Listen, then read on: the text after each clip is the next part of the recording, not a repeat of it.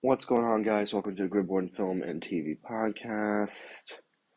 And today we're going to talk about, well, a few things after my 2 week absence, which is one, how Marvel Studios Blade lost their second director for the second time, a review of Venom Let There Be Carnage, for the Road to Venom The Last Dance, and I review The Acolytes, episodes 3 through 6, Agents of S.H.I.E.L.D. episodes 3 and 4, and Agent Carter episode 1. And future episodes, I'm gonna start my new segment airing Mondays, All Time Best,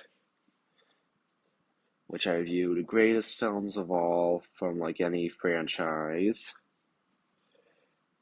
And Thursday for a early episode on July. I'll figure out a date for that, but somewhere in July I'm going to do a different True, which I review for my Superman film series review. I review Superman 2 and the Richard Donner cut. And I forgot to mention, I will also review the Bear Season 3 premiere. Okay, so for our first topic of this episode is, what the fuck is up with Blade in the MCU? Like, they lost their second director, what's his name again? Yeah, wait, don't forget, it's hard to say. I mean, ever since that movie was announced in 2019, I was really excited for it, even though I watched the Wesley Snipes Blade films, even though that dude wants money from this movie.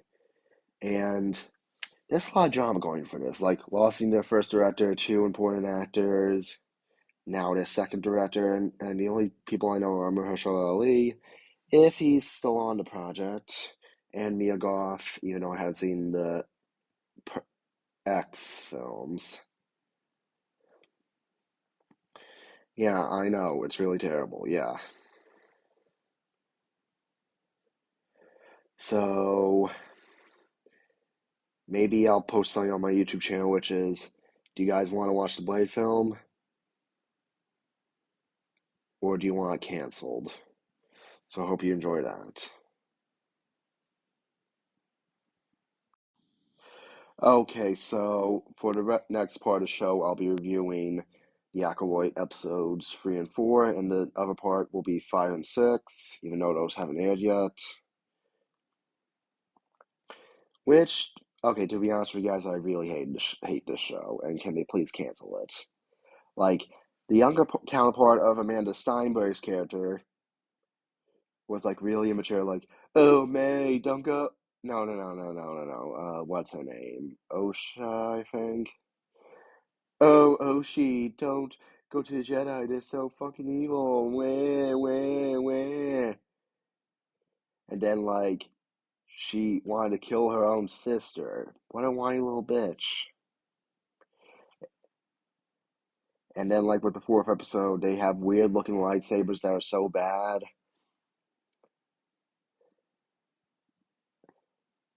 And even killing a fucking Wookiee who is Chewbacca. No, not Chewbacca.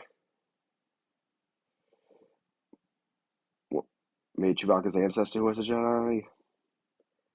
Maybe. And episode 4 is like, what have they done to? Is that like Calamundi's grandfather or something? They ruined him. I mean, come on. Or maybe it was that Calamundi, but like he ages like Yoda. So, how about another comment on YouTube? I'll put, cancel the fucking acolyte. And now, viewers, I would say you are sick of me talking about the acolyte. Well, let's review episodes 5 and 6, which, oh my god, they killed Daphne Keene! You bastards!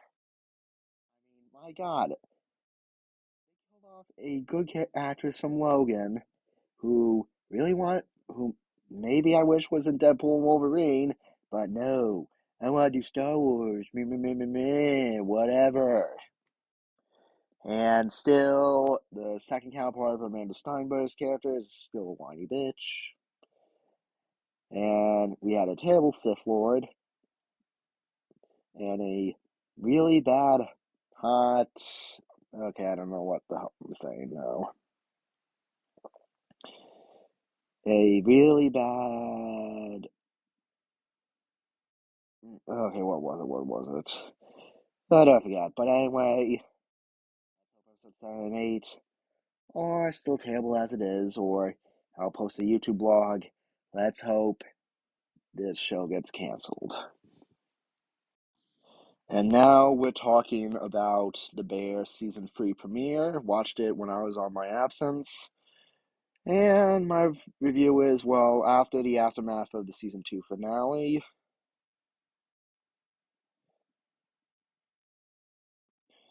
it was like pretty okay. Well, I mean, it's just like music, then talking, music, then talking. You know what I mean?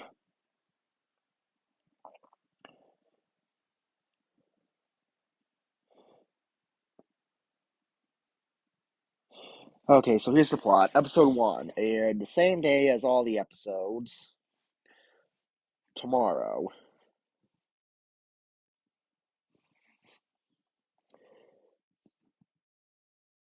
Mostly positive review from critics.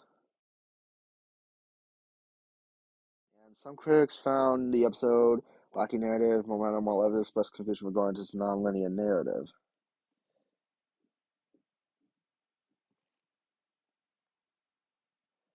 And the Rotten Tomatoes score for this was... I don't forget, I'm reading it.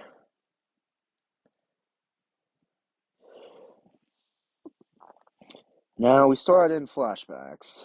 Carmi goes to New York to work for renowned chefs at various restaurants. The first restaurant belongs to the abusive chef David Fields, who admonishes him for his constant mistakes. In the next restaurant, Carmi and Chef Luke, played by Will Poulter, work for Chef Terry Olivia Coleman, who prefers they perform their duties in silence. Carmi also gets work from Renee. Okay, I forget these last two due to, well, they're hard to say. In subsequent days, Sugar calls Carmi to inform that Mikey committed suicide. While the family attends the funeral, Carmi cannot bring himself to enter the church and stays in the car. He is also gets into conflict with Richie when Mikey gives Carmi ownership of the beef. My bad. Carmi arrives at the Bay to arrange seats and clean restaurant while Sydney. He arrives. Carmi apologizes for having abandoned her during soft opening.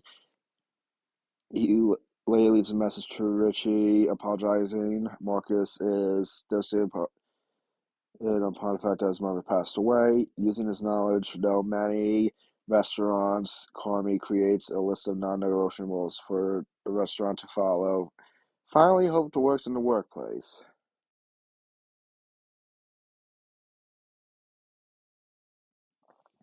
So, my review of the third season of The Bear.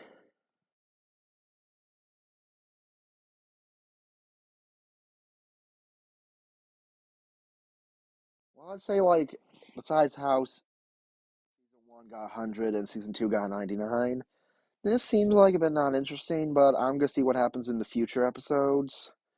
Well, let's hope they don't make another, like, hour and 6 minutes, even though I had the ad plan of Hulu. Oh, wait, no, I use Hulu and Disney Plus now. So, anyway, let's see how the Bear does through the next season. And can't wait for season 4. Yes, chef. Yes, chef. And now the moment we've been waiting for, which is, I don't know if I'm reviewing the SSU films for a rewatch. even though it's a hate watch since some films were negative and commercial failures, while others were, well, maybe okay. You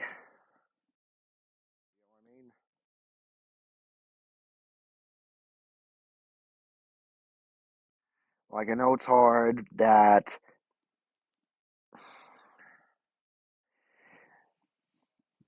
Sony tried to make like, spin-off films for Spider-Man, and which, well, they got negative failures. Like, Morbius was a flop, Madam Web also a flop. How boring is that, right?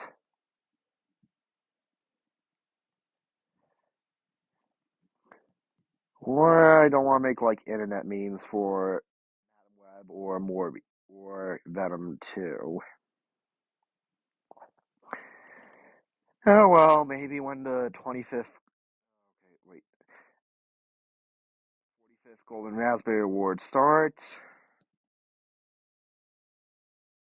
Let's hope these work out well. Okay, on the second part of the road to Venom The Last Dance, we review Venom Let There Be Carnage, released on October 1st in the United States in 2021, with a runtime of 97 minutes, which is an hour and 40. Boring. Received like mixed reviews, which was the Rotten Tomato score was close to like a tomato. So, anyway, let's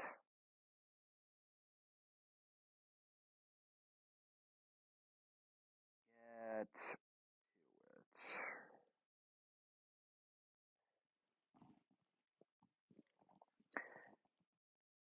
In 1996, a young Cleus Cassidy watches helplessly for his lover Francis Barrison, aka Shriek,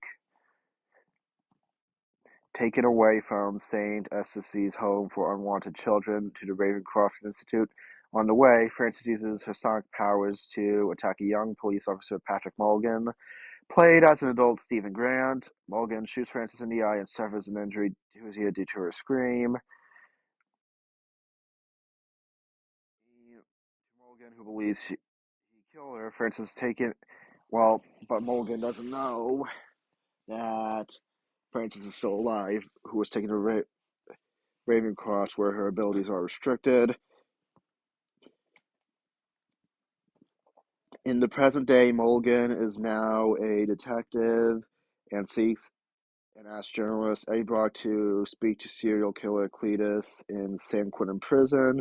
As Cletus refuses to talk to anyone other than Eddie after the visit, Eddie's alien symbiote Venom deduces where Cletus has hidden bodies of victims, which gives Eddie a considerable career boost.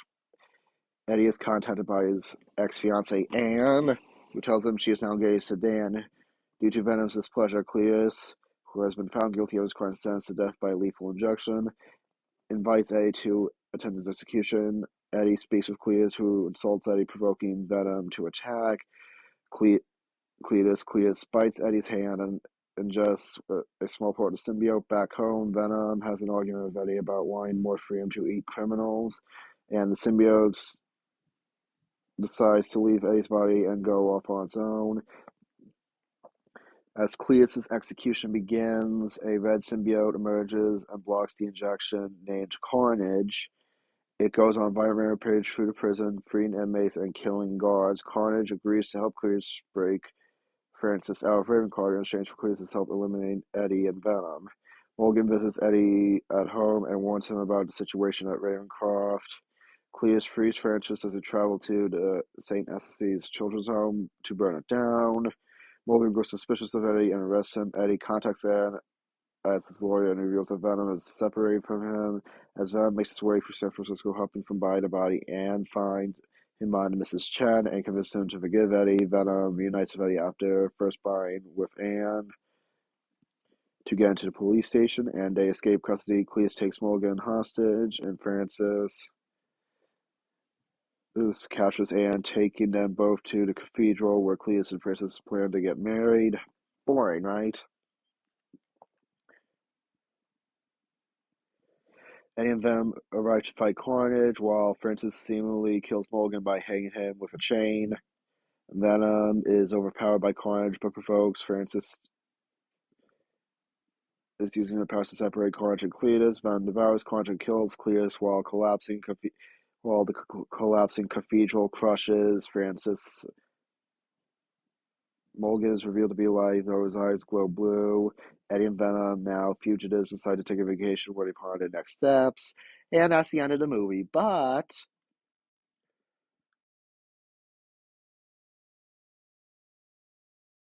mid-credit scene, Venom tells Eddie about the symbiote's knowledge of other universes. And a binding light, Benedict Cumberbatch, transports them from their hotel room to another room where they watch Jonah Jameson talking about Spider-Man's revealed identity as Peter Parker on television. Well, for me, when I saw this movie in cinemas during my freshman year of high school, I would say it's okay, but like it was either that preferring that or Fast and Furious 9.